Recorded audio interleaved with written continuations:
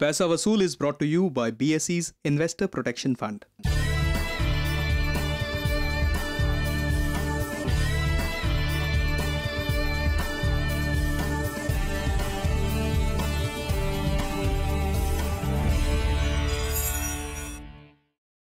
नमस्कार।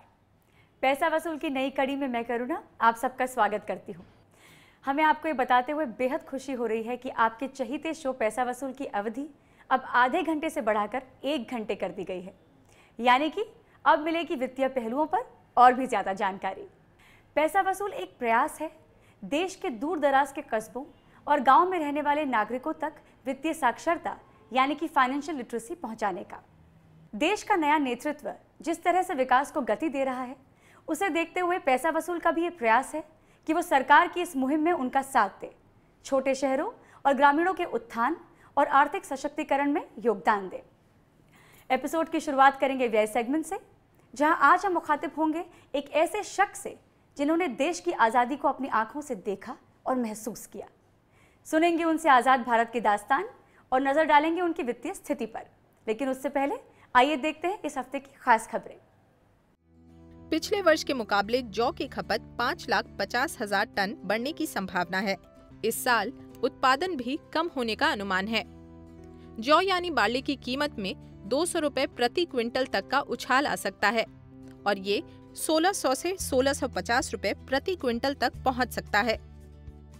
पूंजी बाजार नियामक सेबी ने ऑफर फॉर सेल यानी कि OFS के इस्तेमाल का दायरा बढ़ा दिया है। अब हर वो कंपनी OFS का प्रयोग कर सकती है जो 4 में से 1 तिमाही में बाजार पूंजीकरण के लिहाज से बाजार के टॉप 200 कंपनियों में शामिल रही हो। इसके साथ साथ अब ऐसे नॉन प्रोमोटर्स भी OFS के जरिए शेयर बेच सकते हैं जिसकी ऐसी कंपनियों में कम से कम 10% हिस्सेदारी हो। OFS के ऑफर साइज का कम से कम 10% रिटेल निवेशकों के लिए आरक्षित होगा।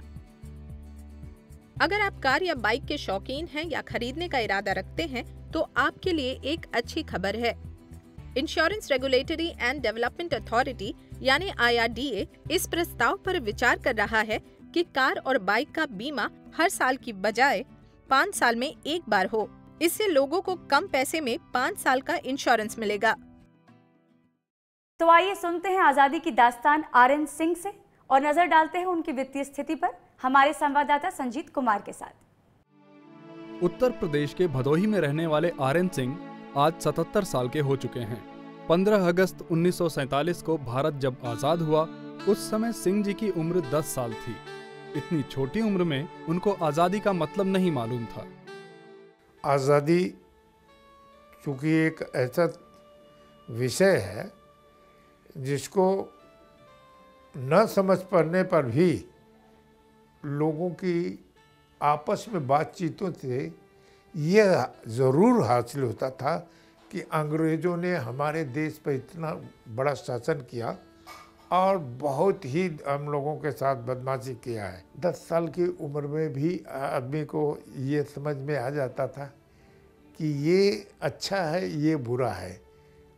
अपने आप सोचने की उतनी बड़ी अच्छी मतलब व्याख्या नहीं निकलती थी अपने से। लोगों की बातें सुन करके वहाँ पर हम लोगों को भी ये आता था कि जो है ना हम लोग भी जो है ना इस लड़ाई में आगे बढ़ते तो अच्छा था। आजादी के दिन सिंह जी के गांव का माहौल बदला बदला था। चारों ओर खुशियां ही खुशियां थीं।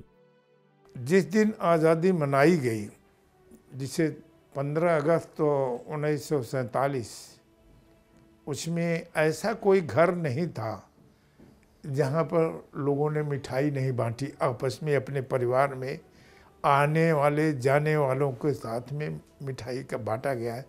उसमें अच्छी अच्छी मिठाइयाँ जो हमारी देसी मिठाइयाँ होती, जलेबी होती थी, अनरसा होता था, ऐसी चीज़ें मिठाइयाँ मंगाते थे और बहुत सेलिब्रेट करते थे। हर स्कूल से बच्चे अपने झंडे लेकर के झंडा ऊंचा रहे हमारा, झंडा ऊंचा रहे हमारा, ऐसी आवाज़ करते हुए घर घर गांव-गांव और बाज़ार जितनी जगह से थी जहाँ जहाँ जाते थे वहाँ पर ये लोग जा कर के अपने प्रभात फेरी करते थे।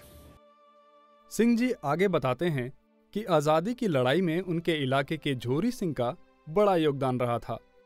उन्होंने अंग्रेजों को मुंहतोड़ जवाब दिया था। ठाकुर संग्राम सिंह ने इस चीज़ की शपथ खाई कि अब अंग्रेज़ों को मैं जो है ना यहाँ पर रहने नहीं दूंगा। जब उन्होंने अप्रोच किया तो उनको जो है ना अंग्रेज ने घबरा करके एक संधि के रूप में कि चलो हम आप एक साथ में मिलके कुछ बातचीत कर लें। और बातचीत करने के समय उसने चारों तरफ से लोगों को बुला के, अपने फौज को बुला करके उनको वहीं पर मरवा डाला। उसके मरने के बाद रानी रत्ना, उनकी वाइफ, उन्होंने कसम खाई कि मैं अंग्रेज से बदला लूँगी। और संग्राम सिंह का भाई उस समय अपने ससुराल में था, उसको पत्र लिख करके भेजा कि अगर तुम गद्दार हो और मोहम्मद ख़ानदान का नाम डुबाते हो तो वहीं रहो, वरना आज आकर के अपनी भाभी का मांग का सिंदूर और हाथ की चूड़ी की लाज रखो। इस पर आकर के ठाकुर झूरी सिंह, उनका छोटा भाई, वो वहाँ से आया ससुराल से और सीधा भाभी के पास गया और देखा तो भाभी खुद तैयार थी लड़ने के लिए। उसने बोला आप नहीं जाएंगे, मैं जाता हूँ। फिर वही पाली के ऊपर उन्होंने आक्रमण किया और पहुँचते ही 3 उस समय अंग्रेज थे, 3 अंग्रेज को काट डाला। 10वीं तक पढ़ाई करने के बाद उन्होंने कुछ करने के इरादे से मुंबई का रुख किया, लेकिन फिर वो वापस अपने गांव लौट गए। उस समय उन्हें पता चला कि जीवन में पढ़ाई का क्या महत्व है। मैं 10वीं तक पढ़ा। 10वीं तक पढ़ने के बाद मैं बॉम्बे आ गया। बॉम्बे में यहाँ आने के बाद फिर मैंने मशक्क़त करके वापिस, बहुत दिनों के बाद मेरे को समझ में आया कि एजुकेशन की सर्टिफिकेट बहुत ज़रूरी है। तो मैं उस सर्टिफिकेट के चक्कर में फिर पढ़ाई शुरू किया।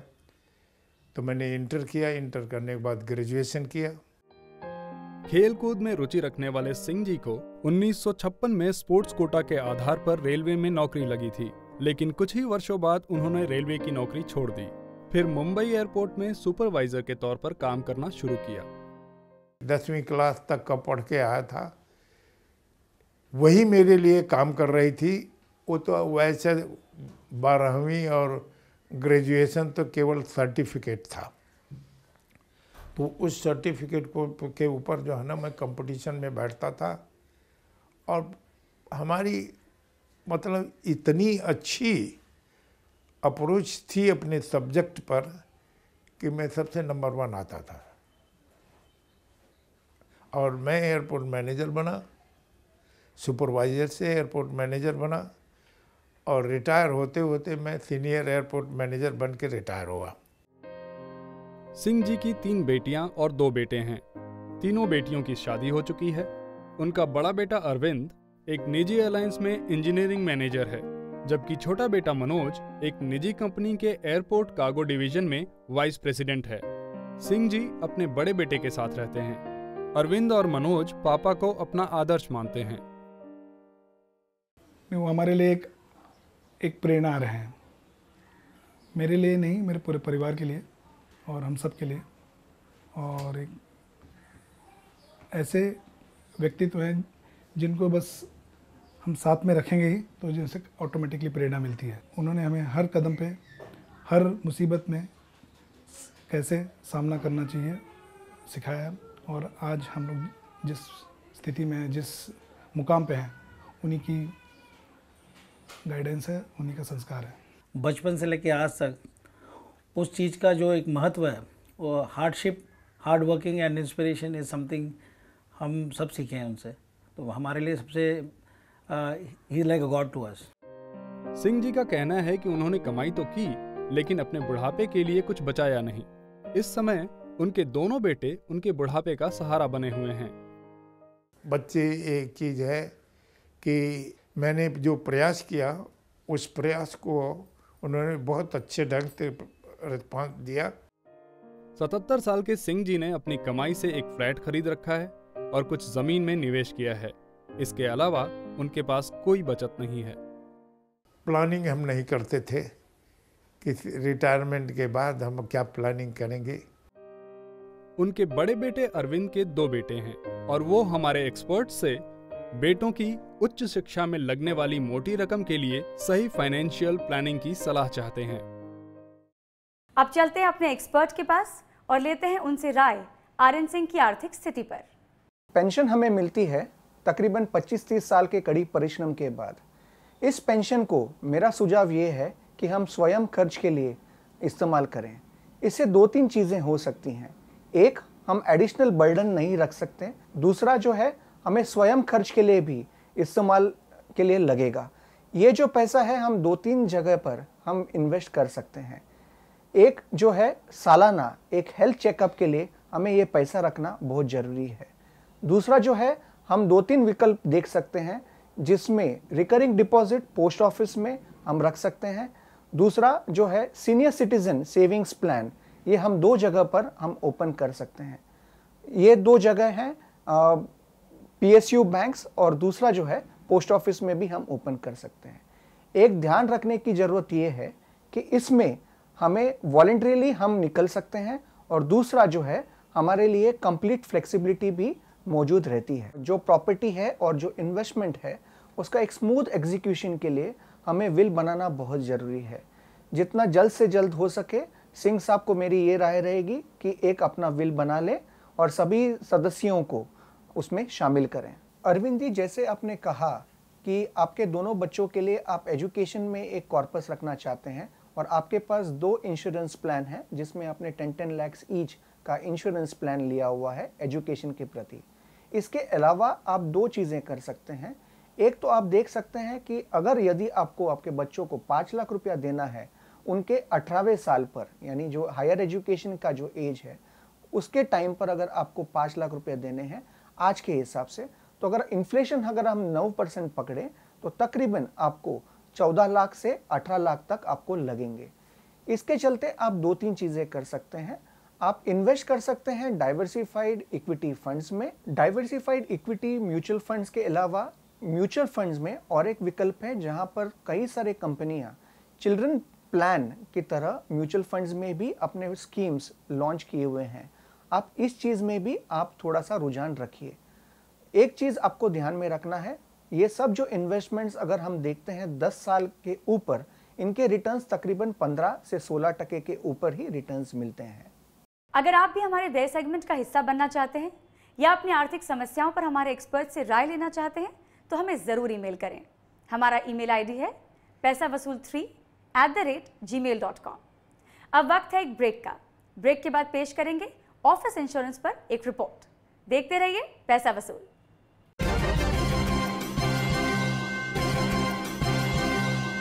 BSc SME. Turn your small company into a big one.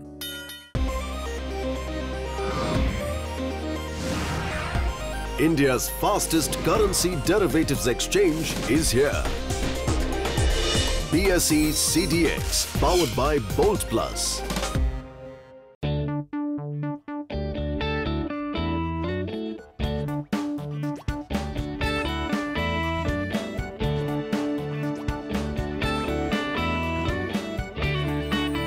Get listed on the BSE SME platform and turn your small company into a big one. To benchmark against Sensex is to benchmark against 30 best Indian companies. I am Dinesh Thakkar. I am associated with BSE since 1987. Come, feel the financial pulse of the nation. S&P BSE Sensex, India's index, the world tracks. Increase your playing field. Introducing S&P BSE 100, India's most broad-based derivatives traded index.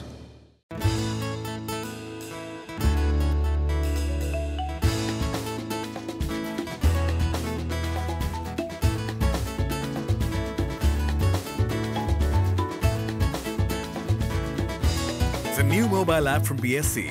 Now take BSE wherever you go. मैं हूं सूर्यदेव। एक बात पर प्रकाश डालना चाहूंगा। अब तुम आज के NAV पर म्यूचुअल फंड खरीद सकते हो। मेरे ढलने से पहले का NAV। BSE Star Mutual Fund Platform. Punctual like the sun.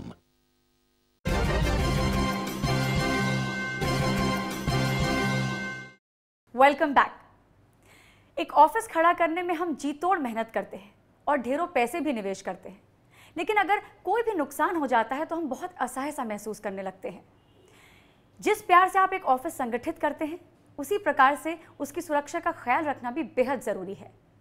अपने ऑफिस का बीमा करवाना क्यों महत्वपूर्ण है, आइए देखते हैं हमारी संवाददाता रत्ना नायर की इस रिपोर्ट में। छोटा हो या बड़ा, अपना ऑफिस हर किसी का सपना होता है। एक ऑफिस को खड़ा करने के पीछे सालों की मेहनत, लगन और लागत होती है। जाहिर है कि इसे किसी भी प्रकार की क्षति पहुंचने पर भारी नुकसान का सामना करना पड़ता है। इसलिए अपने कार्यस्थल, उसके उपकरण आदि का बीमा कराना बहुत महत्वपूर्ण है।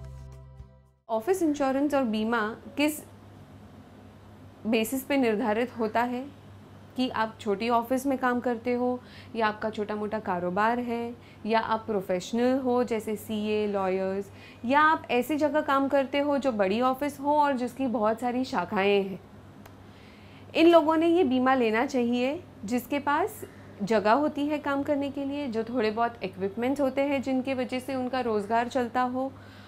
उन सारी चीज़ों को अगर नुकसान पहुंचता है और उनके कामकाज पे अफेक्ट होता है तो हमें उन सब चीज़ों का बीमा करवाना चाहिए। अपने ऑफिस का बीमा कराते वक्त ये जानना बहुत जरूरी है कि आपके लिए क्या क्या इंश्योर करवाना अनिवार्य है। पॉलिसी लेते वक्त कंपनी की क्रेडिबिलिटी यानी विश्वसनीयता को जरूर परख लें। किसी भी पॉलिसी के साथ राइडर्स यानी संशोधन लेकर इंश्योरेंस के दायरे को बढ़ाया जा सकता है। ऑफिस इंश्योरेंस लेते वक्त हमें सबसे पहले ध्यान रखना चाहिए जगह जहाँ से हम ऑपरेट करते हैं, जहाँ हमारा कारोबार होता है, उस जगह को हम प्रोटेक्ट करें। अभी उस जगह को नुकसान किन चीज़ों से हो सकता है, तो कुदरती आपत्तियों की वजह से जैसे कि भूकंप, या अब मानवीय गलतियों की वजह से जैसे आग लग सकती है या कोई आतंकवादी हमला हुआ। ऑफिस में जो उपकरण होते हैं जैसे AC है, कंप्यूटर्स है, प्रिंटर्स है, ज़ेरॉक्स मशीन्स अगर होते हैं तो उन सब चीज़ों को हमें नुकसान होने से जो नुकसान होता है उसका भुगतान करने के लिए हम उन सब चीज़ों को भी हमें पॉलिसी लेते वक्त इंक्लूड करना चाहिए। कर्मचारी को समझो काम करते वक्त कोई हादसा हुआ या चोट लग गई, आपके ऑफिस में काम कर रहे हैं वो, तो उनकी भुगतान करना आपकी जिम्मेदारी है। आपके ऑफिस में अगर क्लाइंट्स आते हैं बाहर से तो थर्ड पार्टी इंश्योरेंस भी आपने उसमें इंक्लूड करना चाहिए, क्योंकि अगर वो जब भी आपके ऑफिस प्रेमाइसेस में है तभी उनके साथ भी कोई हादसा हो सकता है या उन्हें भी कोई चोट पहुंच सकती है, तो वो भी हम इसमें समावेश कर सकते हैं। अगर आपका ऑफिस का काम ऐसा है कि जहां आपको कैश में डील करना पड़ता हो या ऑफिस में थोड़ा भी कैश रखते हैं जिसके चोरी होने का डर होता है, तो आप पॉलिसी लेते वक्त वो कैश को भी प्रोटेक्ट करने का, या कैश की चोरी हो गई किसी भी रीज़न से उसको प्रोटेक्ट करने के लिए भी वो पॉलिसी में आप उसको इंक्लूड कर सकते हैं। अगर आप ऑफिस में काम करते हो तो आपका इम्पॉर्टेंट डेटा तो होता ही है, तो वो इम्पॉर्टेंट डेटा को फ्रॉड या कोई आपका कर्मचारी ही आपको कोई धोखा दे, उन सब चीज़ों से बचाने के लिए भी इसका समावेश हम हमारी पॉलिसी में कर सकते हैं। ऑफिस इंश्योरेंस का प्रीमियम इंश्योरेंस पॉलिसी के कवर पर निर्भर होता है। कोई नुकसान होने पर क्षतिपूर्ति में होने वाले खर्चे की तुलना में ये इंश्योरेंस प्रीमियम बेहद मामूली है। जब कोई व्यक्ति काम कर रहा होता है तो वो अपनी ज़रूरतों को पूरा करता रहता है, लेकिन जब वो रिटायर हो जाता है तो उसकी आमदनी बंद हो जाती है पर ज़रूरतें बरकरार रहती हैं। ऐसे में रिटायर्ड व्यक्ति के लिए कैसे होनी चाहिए फाइनेंशियल प्लानिंग, बता रहे हमारे एक्सपर्ट हर्षवर्धन रूंगटा। रिटायरमेंट किसी भी इंसान के लिए एक बहुत बड़ा इवेंट होता है, वो एक लाइफ चेंजिंग इवेंट है। सो ये ज़रूरी है कि जब आप रिटायर होने वाले हों या आप रिटायर हो चुके हों, कई चीज़ों का आप ध्यान रखें। पहली बात यह है कि आपको एक अपना जो रिटायरमेंट कॉर्पस है, जो भी आपने इकट्ठा किया है या जो आपको आपके एम्प्लॉयर से मिलता है, वो ज़रूरी है कि आप एक अच्छी तरह निवेश करें और उसका एक स्ट्रैटेजी बना के करें, ना कि आपके किसी की कहा सुनी सुन के आपने कोई फिक्स डिपॉजिट कर दिया या रैंडमली कुछ आपने फिक्स्ड इनकम इंस्ट्रूमेंट में निवेश कर दिया हो। पहली चीज़ आपको ध्यान रखनी है कि रिटायरमेंट आपका एक लंबा अरसा होता है जिसमें आप कमाते नहीं हैं, तो आपको जो पैसिव इनकम है, जो आपको इंटरेस्ट इनकम है या पेंशन आती है, वो आपको वो पूरा रिटायरमेंट पीरियड सस्टेन करे। सो आज की तारीख में हमारे पास कई ऑप्शंस हैं जिसमें आप अपने पैसे निवेश कर सकते हैं। एक ऑप्शन जो सब जानते हैं वो है bank fix deposit. Bank fix deposit जब आप करते हैं तो आपको ये चूज़ करना है कि आप जितनी लंबी अवधि के आपको बैंक एफडी मिल सकती है बैंक से आप चूज़ करें, क्योंकि आपको लंबे अरसे तक एक फिक्स्ड इंटरेस्ट मिलते रहेगा करंट रेट से। या आपके पास दूसरा ऑप्शन है कि आप टैक्स फ्री बॉन्ड्स चूज़ करते हैं जो गवर्नमेंट ऑर्गेनाइजेशंस इशू करती हैं, जो आपको 15 और 20 साल के टेन्योर के भी मिलते हैं। तो आज का जो ब्याज दरें हैं वही ब्याज आपको 15 या 20 साल तक मिलता है, और जो इनकम आती है इन बॉन्ड्स पे वो पूरी टैक्स फ्री होती है। तो सेफ्टी एलिमेंट भी है, एट द सेम टाइम आपको जो इंटरेस्ट आता है उस पर आपको कोई भी टैक्स भरना नहीं है। अक्सर हमने देखा है कि ये एक जनरल परसेप्शन है कि जो रिटायर्ड होते हैं वो इक्विटी में निवेश नहीं कर सकते, लेकिन जी नहीं, ये बात गलत है। अगर आप अपनी प्लानिंग सही तरीके से करते हैं तो आप ये जानेंगे कि इक्विटी एक छोटे पोर्शन में आपके पोर्टफोलियो में होना ज़रूरी है। आप ये समझिए, जो आप आज ब्याज कमाते हैं और मान लीजिए आपने 10 साल की फिक्स डिपॉजिट की है या 10 साल के कोई बॉन्ड खरीदे हैं, जो ब्याज आपको आज मिलता है वही आपको अगले साल मिलने वाला है और वही आपको 10 साल बाद भी मिलने वाला है। लेकिन जो पैसे की वैल्यू है, जो वैल्यू ऑफ मनी है, वो इन्फ्लेशन की वजह से कम होती जाती है। तो आपको ऐसा कोई इंस्ट्रूमेंट चाहिए जो आपको 10 साल बाद आपकी जो आज की इनकम है, जो परचेसिंग पावर ऑफ मनी है, वही आपको 10 साल बाद भी मिले। तब आपको एक छोटा पोर्शन, मान लीजिए 5% हो या 10% हो, आपको इक्विटीज़ का पोर्टफोलियो बनाना चाहिए जो 10 साल का टाइम होराइजन होगा, और वो 10 साल बाद जो पैसे की वैल्यू गिरी है वो चीज़ इक्विटी आपको सफिशिएंट हो जाए कि ताकि आपकी जो खर्चे हैं वो सेम लेवल पे आप मेंटेन कर सकें। तीसरा और बहुत इंपॉर्टेंट जो एलिमेंट होता है कि आपकी हेल्थ, जब आप क्योंकि एक सीनियर एज के हो गए हैं, आपकी हेल्थ में प्रॉब्लम्स हो सकती हैं, तब आपको ये देखना है कि आपके मेडिकल एक्सपेंसेस की वजह से आपके कोई बहुत आउटवर्डली कोई खर्चे नहीं आ जाएं जिससे आपका पूरा जो खर्च है वो उथल पुथल हो जाए। तो इसके लिए आपके पास अगर मेडिक्लेम पॉलिसी है तो वो आपको डेफिनेटली ध्यान रख के कंटिन्यू करनी है। आपको अगर आपके एम्प्लॉयर के साथ आपको कवर दिया गया था तो आज की तारीख में IRDA के गाइडलाइंस के हिसाब से आप वो पॉलिसी अपने इंडिविजुअल नेम पे कन्वर्ट कर सकते हैं। तो आप अपने एम्प्लॉयर से बात करिए, जो आपका ग्रुप कवर है उसे आप इंडिविजुअल पॉलिसी में कन्वर्ट कर लीजिए, ताकि आपके जो मेडिकल एक्सपेंसेस आते हैं वो आपकी पॉलिसी कवर करे और आपके फाइनेंसेस पे उसका जोर ना पड़े। अब लेते हैं एक ब्रेक के बाद हम मिलेंगे दूसरे सेगमेंट आय में, जहां आज हम आपको मिलाएंगे तिरंगा बनाने वाले एक उद्यमी से। देखते रहिए पैसा वसूल।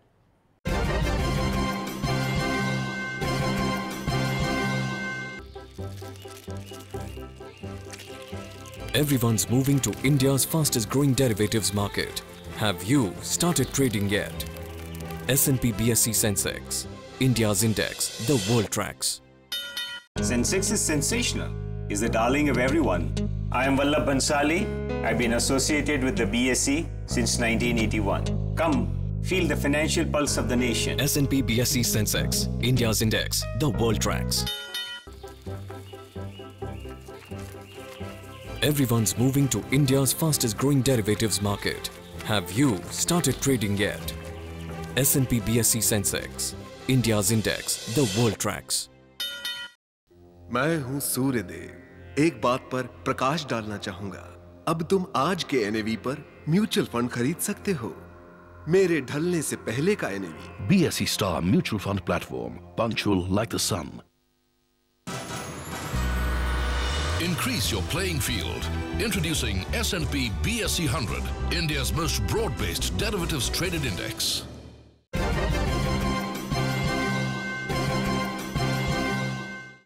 ब्रेक के बाद स्वागत है आपका। आप देख रहे हैं पैसा वसूल। स्वतंत्रता दिवस या गणतंत्र दिवस में हम जो तिरंगा लहराते हैं उसके उत्पादन के बारे में बहुत कम लोग सोचते हैं। आइए हमारी संवाददाता गरिमा दास की इस रिपोर्ट के जरिए मिलते हैं फ्लैग शॉप के स्थापक प्रशांत शाह से, जिन्होंने तिरंगा बनाने का व्यवसाय शुरू किया। काफी समय से टेक्सटाइल बिजनेस से जुड़े प्रशांत शाह को एक दिन ये महसूस हुआ कि भारत में अच्छी क्वालिटी के तिरंगे बनाने वालों की बेहद कमी है। टेक्सटाइल बिजनेस में होने की वजह से उन्हें प्रिंटिंग और कलर टेक्नोलॉजी के बारे में काफी जानकारी थी, इसलिए साल 1996 में उन्होंने अच्छी क्वालिटी के तिरंगे बनाने के जुनून को एक सफल व्यवसाय में तब्दील किया। मुझे पता चला कि इंडिया में कोई भी क्वालिटी फ्लैग बनाने वाला कोई है ही नहीं। और मुझे एक मेरे ऑफिस के अंदर मेरे टेबल के ऊपर रखने के लिए एक फ़्लैग होना था, जो मेरे पास एक सैंपल था। बाद में पता चला कि वो इम्पोर्टेड फ्लैग है, और उसको ज़्यादा मैंने स्टडी किया कि लोग क्यों यहाँ पर बनाते नहीं है, एटलीस्ट इंडिया का फ्लैग। काफ़ी उसके अंदर फिर रिसर्च किया मैंने और शुरू किया। करीबन 8 से 10 लाख रुपए की पूंजी से शुरू किए गए इस बिजनेस में उन्हें काफी दिक्कतें आई और बहुत चुनौतियों का सामना भी करना पड़ा। मेन तो इतनी छोटी क्वांटिटी, जो मैं समझता था कि बहुत मामूली चीज़ है, लेकिन इतना मामूली ये चीज़ नहीं निकला। इसके अंदर रिजेक्शन तो ठीक, लेकिन पहले तो कोई मिल वाला खड़ा ही नहीं रहने देता था कि हाँ चलो हम ये प्रिंट करके देते हैं इतनी छोटी क्वांटिटी। और उसके बाद में जो शुरू भी किया और करीब 80% रिजेक्शन हुआ। रीप्रिंट करके बाद में आज क्वालिटी फ्लैग हम बोलते हैं कि नहीं, अभी वो सब हमने ये कर लिया है। एक समय ऐसा भी आया कि उन्हें 2 साल के बाद अपना कारोबार बंद करना पड़ा, लेकिन इसके बावजूद भी उन्होंने हार नहीं मानी और वे अपने बिजनेस को और भी आगे ले गए। इतना रिस्पांस नहीं मिला, डिमांड ही नहीं था, अवेयरनेस नहीं था। ये झंडे 100% पॉलिस्टर से बनाए जाते हैं। प्रशांत द्वारा बनाए गए झंडों में कुछ ऐसी गुणवत्ता है जो उनके झंडे को खास बनाते हैं। 2 टाइप के हैं, एक तो प्लेन व्यू है, दूसरा है नीटेड। हमारे फ्लैग के अंदर खासियत ये है कि फास्ट कलर है, यूवी रेजिस्टेंस है, कि जो धूप के अंदर भी कलर फेड नहीं होता है। धोने में भी 95 टेम्परेचर भी आप करो तो वो कलर छूटने वाला नहीं है। आज फ्लैग शॉप का सालाना टर्नओवर करीबन 1 से 2 करोड़ रुपए का है, जिसमें से 8 से 10% मेंटेनेंस में लग जाती है। फ्लैग शॉप के बनाए झंडे आज हर साइज में उपलब्ध हैं और भारत के हर शहर में इसका निर्यात होता है। लार्जेस्ट फ्लैग जो इंडिया का हमने बनाया है 60 फीट बाय 90 फीट, इंडिया में शायद 6 या 7 जगह पे लहराता है। 48 फीट बाय 72 फीट का, वो भी आई थिंक 8-10 जगह लहराता है। और उससे छोटा में छोटी है 25-30 फीट के, वो 14 से 16 जगह आज की तारीख में लहराता है। प्रशांत का कहना है कि कर्मचारियों को तिरंगा सही ढंग से बनाने के लिए पहले प्रशिक्षण देना जरूरी होता है। प्रशांत के बेटे ज्ञान अपनी B.Com की पढ़ाई खत्म होने के बाद 2007 में इस उद्योग में शामिल हुए। ऑनलाइन प्लेटफॉर्म के जरिए कई सारे तिरंगे से जुड़े प्रोडक्ट्स जैसे बाइक स्टैंड, कार स्टैंड आदि लोगों तक पहुंचाने में काफी आसानी हो रही है और इससे बिजनेस में काफी फायदा हो रहा है। काफ़ी डिमांड बढ़ी है फ्रॉम ऑल ओवर इंडिया। जहाँ जहाँ पे ये सब आइटम्स नहीं मिलती है फ्लैग्स की, क्योंकि वहाँ पे कोई है ही नहीं बनाने वाला। जैसे कार फ्लैग, जहाँ पे इंडिया में ज़्यादातर कार में रखने के लिए लोग बहुत शौकीन हैं, they can shop for it instantly और उनको 2 दिन में मिल जाता है। दूसरे भी नए नए items on for table flags, car flags जो पॉपुलर है, बाइक के लिए भी लोगों को काफ़ी लगाना है, तो वो भी काफ़ी सारा डिमांड उसके लिए बढ़ता है। तो we are constantly developing products. 15 अगस्त और 26 जनवरी को तिरंगे की मांग तो बढ़ जाती है, लेकिन बाकी समय भी फ्लैग्स के उत्पादन और बिक्री होते रहते हैं। बाकी के टाइम पे हमारे पास जो कॉर्पोरेट्स और दूसरे स्कूल्स वगैरह हैं, जो इंटरनेशनल स्कूल्स या तो फिल्में हैं, तो वो लोग कॉन्स्टेंटली लेते हैं। और कंपनीज़ के भी हम फ्लैग्स बनाते हैं, सारी कंट्रीज़ कंपनीज़ के, कोई भी साइज़, कोई भी लोगो और कोई भी क्वांटिटी, तो तभी वो भी चलता है। प्रशांत शाह का कहना है कि हमारा तिरंगा पूरे देश, लोगों के विश्वास और संस्कारों का प्रतिनिधित्व करता है। आज फ्लैग शॉप न सिर्फ हमारे देश बल्कि अन्य देशों के लिए भी फ्लैग्स बनाते हैं। गुणवत्ता के साथ समझौता न करते हुए प्रशांत अपने इस उद्योग को और भी आगे ले जाने की चाह रखते हैं। आइए लेते हैं एक ब्रेक के बाद पेश करेंगे हमारा तीसरा सेगमेंट संचय, जहां आज हम आपको दिखाएंगे म्यूचुअल फंड्स पर एक खास फीचर। देखते रहिए पैसा वसूल।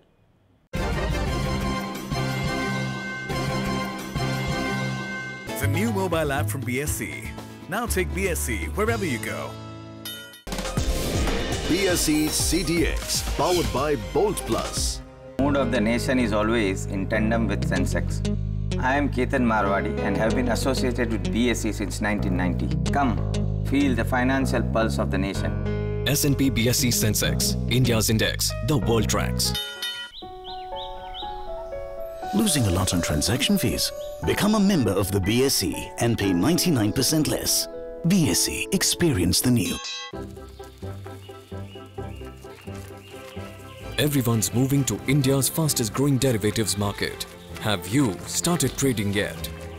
S&P BSE Sensex, India's index, the world tracks.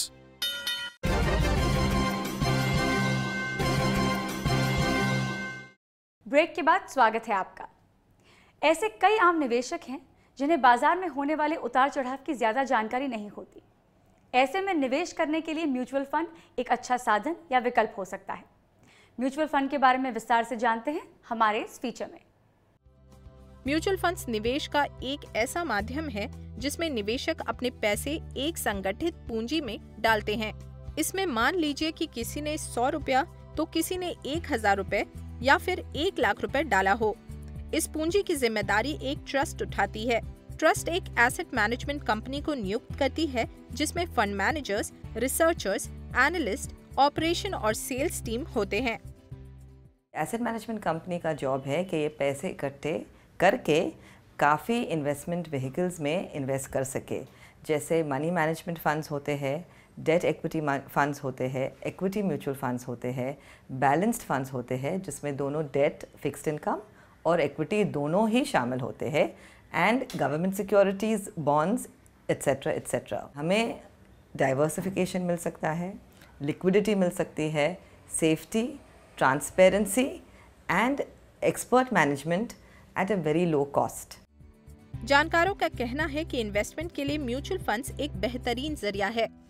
जैसे कंपनीज करती है 1 दिन, 7 दिन, 1 महीने, 3 महीने के इन्वेस्ट कर सकती है, 6 महीने के लिए आप इन्वेस्ट कर सकते हैं, या आप 20 साल, 30 साल आपके रिटायरमेंट फंड्स भी इन्वेस्ट कर सकते हैं। Each investment in a mutual fund, इसकी अपनी अपनी ऑब्जेक्टिव होती है। जैसे एक फंड की एक मैंडेट होती है, तो एक इन्वेस्टमेंट प्लानर या फाइनेंशियल प्लानर आपकी ऑब्जेक्टिव म्यूचुअल फंड की ऑब्जेक्टिव या मैंडेट से मैच करेंगी और आपको बेस्ट इन्वेस्टमेंट चॉइस मिल सकते हैं म्यूचुअल फंड्स के जरिए।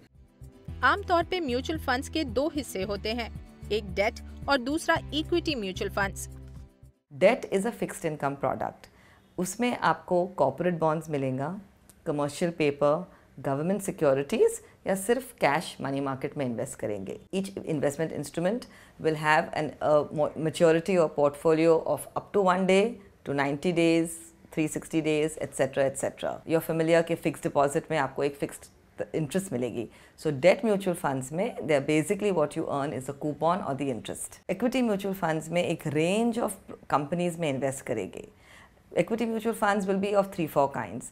आपको एक थेमेटिक फंड मिलेगा, आपको एक सेक्टोरल फंड मिल सकता है। जैसे मैं एग्जांपल में दूँ कि फार्मास्यूटिकल कंपनीज एक पर्टिकुलर सेक्टर है, तो आपको लगे कि नेक्स्ट 3 years में pharmaceutical area will do very well, या बैंकिंग काफ़ी अच्छी आपको रिटर्न्स मिल सकते हैं, तो आप एक थेमेटिक म्यूचुअल फंड जैसे बैंकिंग या फार्मास्यूटिकल्स में इन्वेस्ट कर सकते हैं। देन यू विल हैव इधर एन ओपन एंडेड फंड जो सालों तक चले, आप आपका रिटायरमेंट फंड्स उसमें इन्वेस्ट कर सकते हैं, और you will have closed ended funds which and in से 3 years, 5 years, 18 months।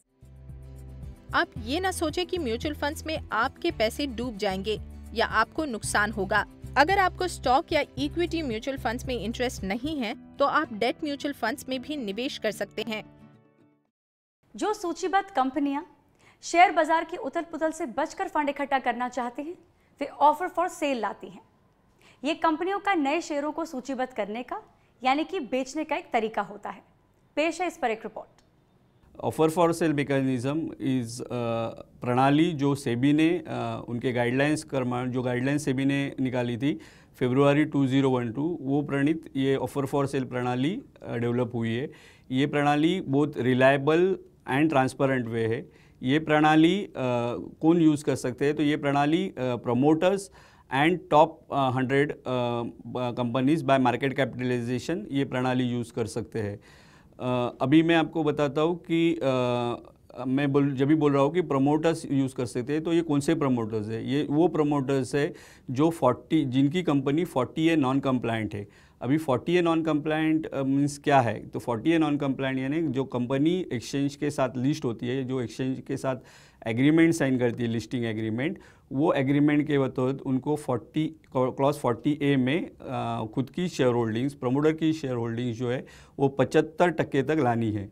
अभी ये 75% लाने के लिए ये एक ऑप्शन है कि वो ऑफर फॉर सेल थ्रू आ सकते हैं। और ये प्रणाली जो पर्टिकुलरली 40A नॉन कंप्लायंस के लिए खूब बहुत ही फेमस हो गई है। सेबी ने फरवरी 2012 में ये प्रणाली विकसित की थी। ये प्रणाली थ्रू अभी तक बॉम्बे स्टॉक एक्सचेंज के प्लेटफॉर्म पे 120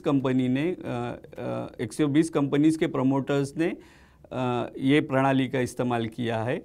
और इसमें बहुत सी PSUs कंपनीज़ भी है जिन्होंने अपनी डिसइन्वेस्टमेंट की प्रक्रिया ये प्रणाली थ्रू कंप्लीट की है। बट ऑन एन एवरेज हमने ऐसा देखा है कि प्रमोटर्स जो है वो पूरा दिन वो रखते हैं, जहां इन्वेस्टर्स को एक मौका मिलता है कि वो इसमें पार्टिसिपेट करे। और हमने ये भी देखा है कि ये सेकेंडरी मार्केट के साथ साथ चलता है।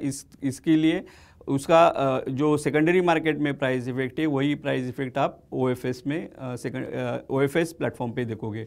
अभी ये OFS प्लेटफॉर्म है, ये सेकेंडरी मार्केट से थोड़ा हटके है। सेबी के गाइडलाइंस के मुताबिक एक्सचेंजेस को नया विंडो उपलब्ध करना था ये OFS के लिए, और वो हिसाब से बॉम्बे स्टॉक एक्सचेंज ने नया विंडो उपलब्ध किया है जो बॉम्बे स्टॉक एक्सचेंज के IBBS प्लेटफॉर्म पे है।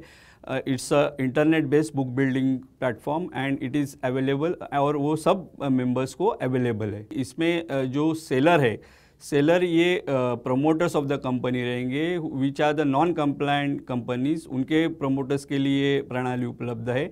और 100 top 100 companies as per market capitalisations, उनके प्रमोटर्स को ये प्रणाली उपलब्ध है।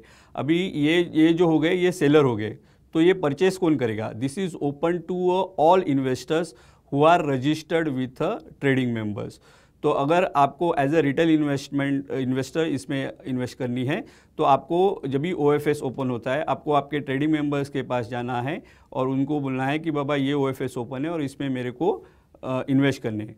अभी रिटेल इन्वेस्टर्स को इसमें एक कंडीशंस है कि उनको 100% मार्जिन पहले लाके मेंबर्स के पास रखना है। जब भी मेंबर्स ऑर्डर डालते हैं तभी सिस्टम जाके चेक करता है कि ये पर्टिकुलर ऑर्डर के लिए मेंबर के पास मार्जिन अवेलेबल है कि नहीं। तो ये एक बेसिक कंडीशन है कि आपको 100% मार्जिन उधर लाके रखना है। यही अगर इंस्टीट्यूशनल इन्वेस्टर्स लाइक इंश्योरेंस है, FIs है, म्यूचुअल फंड्स है, तो उनको दो तरीके उपलब्ध है। वो 100% मार्जिन भी ला सकते हैं और नहीं तो वो 0% मार्जिन में भी बिड कर सकते हैं। ये जो 0% मार्जिन है उसकी सेटलमेंट T+2 डे पे होती है और 100% मार्जिन की सेटलमेंट T+1 डे पे होती है। आम लोगों के हाथों में नोट तो होते हैं, पर वो नोट असली है या नकली, इसकी परख ज़्यादातर लोगों को नहीं होती। आइए चलते हैं हमारे कंटेंट पार्टनर RBI के साथ और देखते हैं कि पैसा कैसे बोलता है। इंसान की तरह नोट की अपनी जिंदगी और कीमत होती है, उसकी भी एक पहचान होती है। वो भी इंसान की तरह एक जिंदगी का सफर तय करता है। उसकी जिंदगी इंसान के साथ ही व्यतीत होती है। एक दिन की बात है, एक नोट ने मुझसे कहा, तुम रोजाना सुबह काम पर निकल जाते हो और फिर रात को घर वापस आ जाते हो, लेकिन मैं 24 घंटे पूरे शहर का भ्रमण करता रहता हूं। कभी सुख तो कभी दुख का अनुभव भी करता हूं। आज मैं तुम्हें अपने सफर के बारे में बताता हूं। नोट ने कहा, एक दिन मैं किराने की दुकान पर गया, बटुए से निकला और दुकानदार के हाथ में पहुंच गया। दुकानदार ने मुझे ऊपर नीचे आगे पीछे करके देखा और फिर मुझे अपनी कैश पेटी में रख दिया। कुछ घंटे वहां बंद रहने के बाद दुकानदार ने मुझे निकाला और दुकान पर आए अपने ग्राहक के हाथ में थमा दिया। उसने मुझे अपनी कमीज की ऊपर वाली जेब में रखा तो मैं अचानक घबरा गया। कितनी तेज थी उसकी धड़कनें, मानो जैसे भूकंप आने के समय जमीन से तेज गड़गड़ाहट सुनाई देती है। इसके बाद वो शख्स चल दिया। टैक्सी पकड़कर अपने गंतव्य की ओर। टैक्सी वाला जब रुका तब उस शख्स ने मुझे अपनी जेब से निकाला और टैक्सी वाले के हाथ में थमाते हुए निकल गया। टैक्सी वाले ने भी मुझे गौर से देखा, फिर अपनी गंदी सी जेब में रख लिया। टैक्सी वाले ने कुछ देर मुझे मुफ्त में शहर की सैर कराई और फिर मैं पहुंच गया एक कबाड़ी वाले के पास। टैक्सी वाले ने कबाड़ी वाले से कुछ खरीदा और मुझे उसके हाथों में सौंप कर चला गया। कबाड़ी वाले ने मुझ पर एक हल्की नजर डाली और अपने गंदे हाथों से मसलते हुए अपनी फटी हुई जेब में डाल लिया। तब तक शाम हो चुकी थी। कबाड़ी वाले ने मुझसे जिस तरह का बर्ताव किया उससे मैं भी हैरान था। नोट ने फिर सुनाई आगे की कहानी। उसने कहा, कबाड़ी वाला एक गिफ्ट शॉप पर गया और कुछ खरीदकर मुझे दुकान मालिक के हाथ में सौंप गया। दुकान के मालिक ने मुझे एक नजर देखा और फिर उसने मेरे स्वच्छ तन पर कुछ लिखकर मुझे गंदा कर दिया। मैंने मन ही मन कहा, अरे भाई, इस तरह तुम मुझे गंदा कर दोगे तो मेरी जिंदगी और भी छोटी हो जाएगी। नोट ने कहा, मेरी भी जीने की एक उम्र है, उससे पहले मुझे मारने पर तुम क्यों तुले हो? मैं तो किसी का कुछ बिगाड़ता नहीं, बल्कि उसका बनाता ही हूं। खैर, नोट ने अपनी दास्तां आगे बढ़ाई। रात और काली होने लगी थी। नोट सोच में पड़ गया। बोला, कहीं उसे रात दुकान मालिक की तिजोरी में ही ना काटनी पड़े। तिजोरी में घनघोर अंधेरा था और वहां मुझे घुटन सी महसूस हो रही थी। शुक्र है मुझे यहां ज्यादा देर नहीं ठहरना पड़ा। दुकान बंद करने का समय हुआ और दुकान मालिक ने मुझे बड़े प्यार से अपने हाथों में उठाया और फिर जेब में रख दुकान बंद कर घर की ओर चल पड़ा। रास्ते में वो खाने के लिए होटल में रुका। खाने के बाद उसने मुझे जेब से निकाला और वेटर के हाथ में थमा दिया। भीगे हुए हाथ से वेटर ने मुझे छुआ, जिससे मैं गीला हो गया। वेटर के गीले हाथों ने मुझे और कमजोर बना दिया। नोट ने सोचा, ऐसा ही चलता रहा तो मेरी लाइफ का क्या? किसी को मेरी चिंता नहीं, बस सभी को अपना काम निकालना है। नोट ने कहा, आज मैंने पूरे शहर का चक्कर लगा लिया। सभी ने मुझे छुआ तो जरूर, पर किसी ने मुझे गौर से परखा नहीं कि मैं असली हूं या नकली। इंसान की तरह ही मेरी भी एक पहचान है और वही पहचान मेरी कीमत बताती है। वो बोला, मैं अकेला नहीं हूं, मेरे और भी रूप हैं और मेरे हर रूप को पहचानने के लिए उसमें अलग अलग सांकेतिक चिन्ह दिए गए हैं। ये नोट असली है कि नकली मुझे परखना नहीं आता है। इसमें हमको असली और नकली नहीं मालूम पड़ रहा है। मुझे मालूम नहीं है असली है या नकली है, पैसा मैं परखना नहीं जानता हूँ। मुझे परखने के तरीकों को क्या खूब बयां किया है हिंदी फिल्मों के प्रख्यात गीतकार गुलजार साहब ने।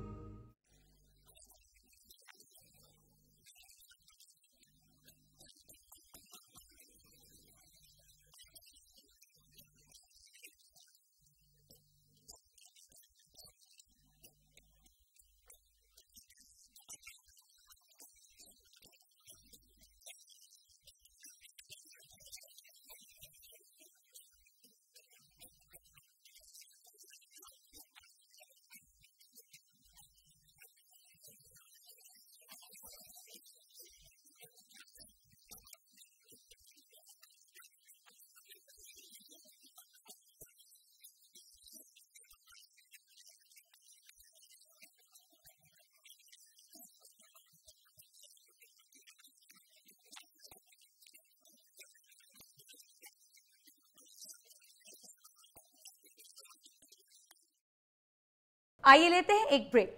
ब्रेक के बाद पेश करेंगे हमारा आखिरी सेगमेंट उपाय, जहां आज हम लोगों के सवालों को हमारे एक्सपर्ट के सामने रखेंगे और लेंगे उनकी राय। आप देखते रहिए पैसा वसूल।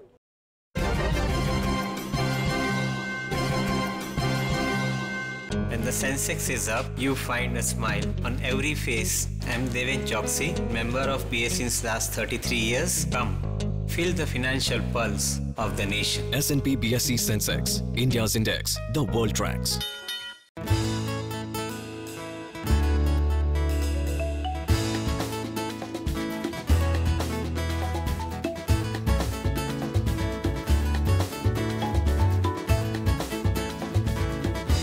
The new mobile app from BSC.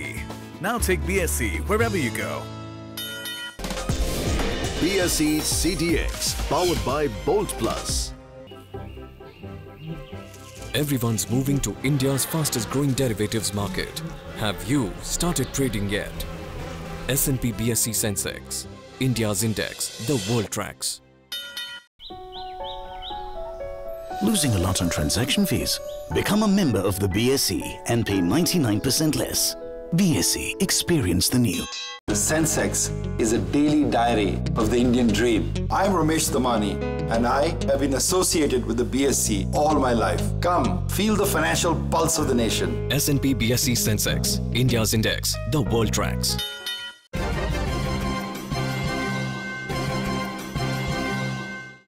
स्वागत है आपका एक बार फिर।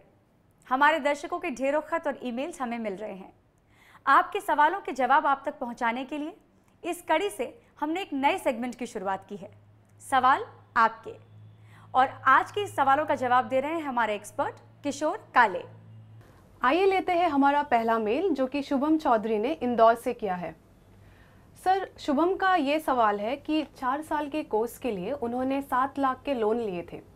अभी उनका कहना है कि पर सेमेस्टर उनको 10,000 रुपये का स्कॉलरशिप मिलने वाला है।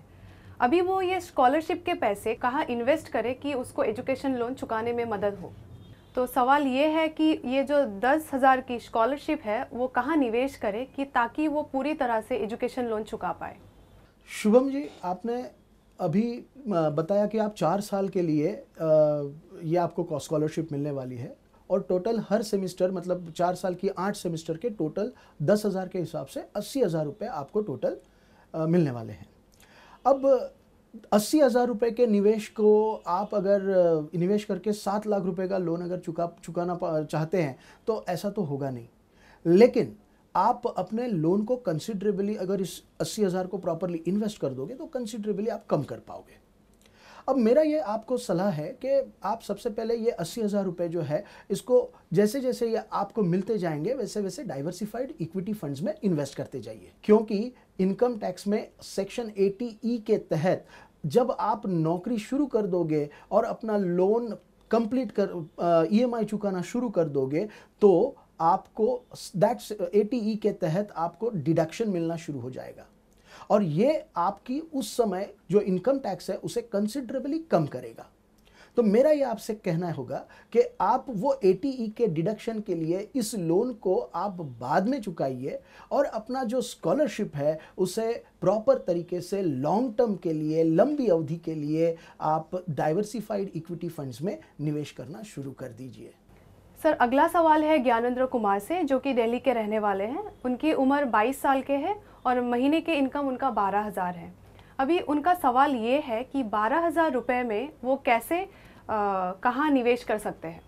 ज्ञानेंद्र जी, आपकी आमदनी 12,000 है लेकिन आपकी उम्र भी 22 साल की ही है, तो मैं तो आपको ये कहूँगा कि सबसे पहले आप ये काम कर लीजिए कि आप अपने लिए एक टर्म इंश्योरेंस खरीद लीजिए जिसका प्रीमियम आपको 25 लाख का टर्म इंश्योरेंस अगर आप लोगे तो उसका प्रीमियम 3,500 रुपये से लेकर 4,700 के बीच में कहीं भी आपको मिल जाएगा। इस उम्र में थोड़ी सी रिस्क तो ले ही सकते हैं, तो डेफिनेटली मैं तो आपको ये कहूँगा कि थोड़ी सी रिस्क लीजिए और लंबे अवधि के लिए 10 से 15 सालों के लिए एक अच्छी सी SIP 2,000 या 3,000 रुपये की डाइवर्सिफाइड इक्विटी फंड में करिए और देखिए कि आपके संपत्ति में कैसा इजाफा होता है।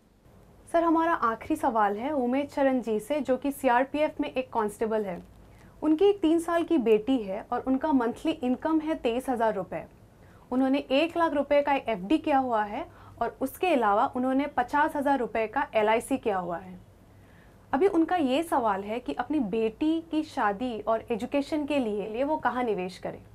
साथ में ये जानना चाहते हैं कि वो म्यूचुअल फंड्स में कैसे निवेश करें।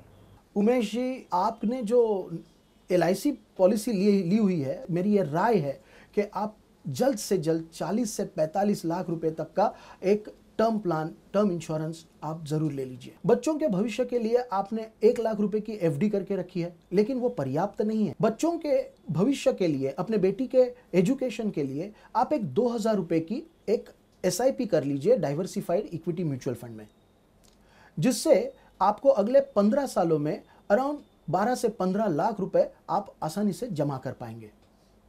अपने बेटी के शादी के लिए जो आज से अराउंड 21 साल के बाद होगी, उसके लिए आप 1000 रुपए की SIP किसी भी अच्छे डाइवर्सिफाइड म्यूचुअल फंड में शुरू कर दीजिए, ताकि आप उसके शादी के लिए अराउंड 17 से 18 लाख रुपए आसानी से जमा कर पाएंगे। आपको म्यूचुअल फंड के बारे में जानना है। म्यूचुअल फंड में निवेश करना ये मार्केट रिलेटेड होने के कारण उसमें रिस्क जरूर होती है, लेकिन अगर आप 10 या 15 सालों के लिए इन्वेस्ट करेंगे तो ये रिस्क आसानी से आप कम कर सकते हैं।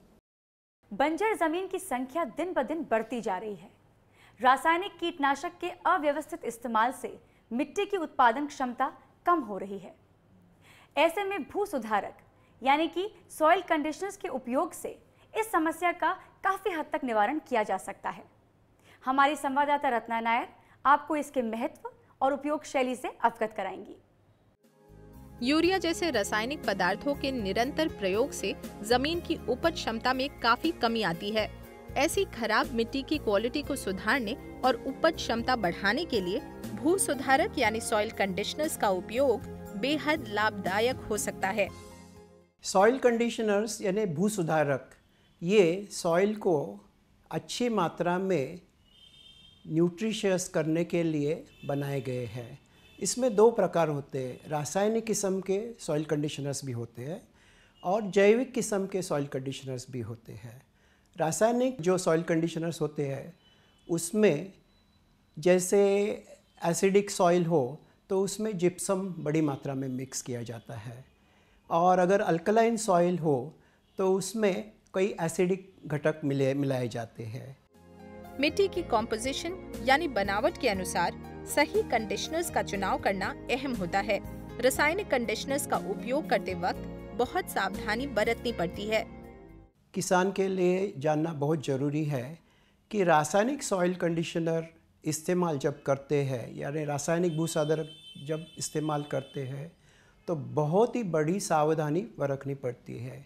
अगर एसिडिक सॉइल में अल्कलाइन सॉइल कंडीशनर गया तो बराबर है, लेकिन अगर एसिडिक सॉइल में एसिडिक सॉइल कंडीशनर गया तो किसान को लेने के देने पड़ जाते हैं। अगर सॉइल कंडीशनर रासायनिक हो तो क्रॉप उगाने से पहले उसमें डालने पड़ते हैं। अगर ये जैविक है तो हम कोई भी जैसे आपको सुविधा हो उस हिसाब से वो टाइम डाल सकते हैं, लेकिन सही ये होगा कि फसल जब हम लगाते हैं, बीज बोते हैं, तभी सॉइल कंडीशनर जैविक हो या रासायनिक हो तो होना जरूर है। किसानों के लिए जैविक भू सुधारक का इस्तेमाल ही ज्यादा उपयुक्त और फायदेमंद माना जाता है। जो जैविक भू सुधारक है उसमें जो जीवाणु एसिडिक सॉइल को अल्कलाइन करने में मदद करते हैं या अल्कलाइन सॉइल को एसिडिक करने में मदद करते हैं, वो समान मिलाए जाते हैं। और जैसे उसको अगर एसिडिक सॉइल में इस्तेमाल किया गया तो उस तरह के जीवाणु कार्यरत होंगे। कौन से भी सॉइल में आप उसको डाल सकते हैं, और इस्तेमाल करने में थोड़ी इधर उधर गड़बड़ हो गई तो इतनी भयानक बात नहीं हो सकती जितनी कि रासायनिक भू सुधारक डालने से होती है। अगर जैविक सुधारक हम डालते हैं तो ऐसा समझ लीजिए उसमें नत्र, स्फुरद और फलाश ये तीन जो घटक कोई भी फसल के लिए बहुमूल्य है, वो बड़ी पैमाने पे उनकी संख्या जो है वो सॉइल में बढ़ने चालू होती है, और वो कंटिन्यूअस सप्लाई, क्योंकि वो जीवित है तो कंटिन्यूअस सप्लाई उनको रूट्स को, जड़ों को मिलता है सॉइल कंडीशनर वजह से। लेकिन सॉइल कंडीशनर जैविक होना बहुत ज़रूरी है। रासायनिक भू सुधारक या रासायनिक सॉइल कंडीशनर 20-30 साल पहले बहुत बड़े पैमाने पे इस्तेमाल किए जाते जैसे जिप्सम वगैरह, लेकिन आजकल कोई भी किसान रासायनिक सॉइल कंडीशनर के बगैर वो जैविक भू सुधारक ही इस्तेमाल करना पसंद करता है, क्योंकि उसके साइड इफ़ेक्ट्स बिल्कुल कम होते हैं और एक तरह से एक बार हमने सॉइल कंडीशनर जो जैविक है वो डाल दिया तो समझ लिए हमने जड़ों के आसपास में एक फर्टिलाइज़र बनाने की फैक्ट्री ही डाल दी। जिस मात्रा में जड़ को न्यूट्रिएंट चाहिए उसी मात्रा में वो स्लो रिलीज़ करते हैं। नहीं तो केमिकल जब सॉइल कंडीशनर होते हैं तो बहुत बड़ी मात्रा में होते हैं। कई बार रूट्स इतने डेलिकेट होते हैं कि जो रासायनिक सॉइल कंडीशनर है उसको सह नहीं लेते और वो मर जाते हैं। तो साल भर में जैविक अगर सॉइल कंडीशनर डालना हो तो उसको 1 एकड़ के लिए 500 रुपये तक का जैविक सॉइल कंडीशनर डालना पड़ेगा। एज अगेंस्ट इसके बजाय अगर रासायनिक सॉइल कंडीशनर डालें तो उसको साल में 1500 रुपये तक का खर्चा आ जाता है। सॉइल कंडीशनर से न केवल मिट्टी को पोषण मिलता है बल्कि पोषक तत्वों और पानी को बनाए रखने की भी क्षमता बढ़ती है। पैसा वसूल को सराहने के लिए आप सबका बहुत बहुत धन्यवाद। हमारे शो का ये नया रूप आपको कैसा लगा हमें ज़रूर बताएं। हमारा ईमेल आईडी है paisavasool3@gmail.com। आप हमें इस पते पर लिख भी सकते हैं। पैसा वसूल, 3rd फ्लोर, आदेश्वर आर्किड, अंधेरी कुर्ला रोड, अंधेरी ईस्ट, मुंबई 400093, इंडिया, TVC। अगले हफ्ते कुछ और महत्वपूर्ण जानकारियों के साथ एक बार फिर हाजिर होंगे। तब तक के लिए नमस्कार।